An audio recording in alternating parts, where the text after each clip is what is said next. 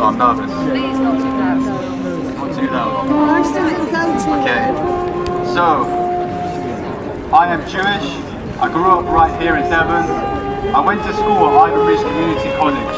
The college was the school to many sons whose dads were in the EDL. Every day at school, I received brutal anti-Semitism.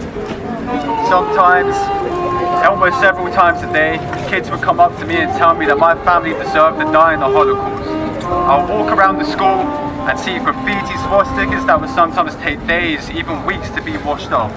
In history lessons, when teachers taught me about the Holocaust, kids would laugh and the teachers would pacify this behavior without any condemnation. One time, I was attacked from behind at school, and as I was bombarded by punches, I was repeatedly called a dirty Jew. So when I was younger, I would look up to Israel. I thought Israel was the only place where I would be fully accepted, where I would join some of my extended family in safe refuge, in a place that provided sanctuary to the survivors of the Holocaust.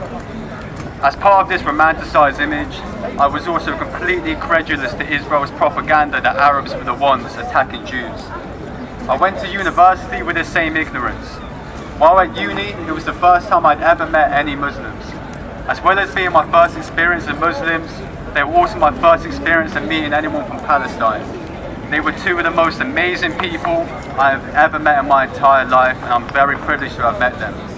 In their company, I never felt so loved, accepted and safe. But I'll never forget the one day when I walked in to see them and they were both crying.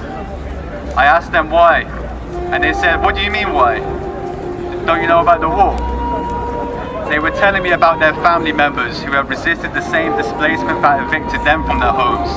And those family members were now dead. As they were exposed to daily massacres of their first community, sorry, I will skip that bit. When I first started to learn what Israel was really doing behind the smoke and mirror of anti-Semitism, I was absolutely appalled. The same state that weaponized anti-Semitism to justify their abhorrent atrocities that have been going on for over 76 years is the same state that was now supported by the white supremacist bullies I met in school. The same people that walk by in these protests and yell terrorists are the same ones that are in support of Israel, are the same people with the same racist ideologies that were anti-Semitic to me in school, and would have fully supported the Holocaust during the time.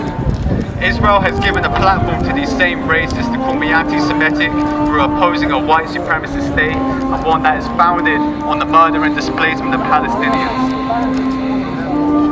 Palestinians are placed under apartheid conditions where they can resist being displaced, where their Jewish settler neighbours, just like my Palestinian friends, have privileges that they can never get.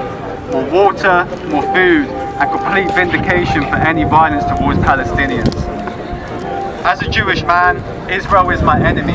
They destroyed Judaism, made friends with our neo-Nazi enemies, and allowed them to use our trauma that was inflicted by them to pacify the same trauma that was now being inflicted on innocent Palestinians.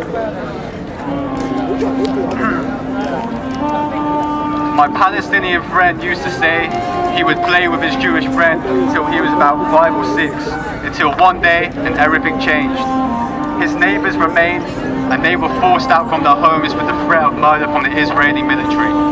But yet, no matter how people who have looked like me have treated their people for over 76 years, they both show me unconditional love, a fact no one had ever shown me before. Similar to this community of people that I'm around right now.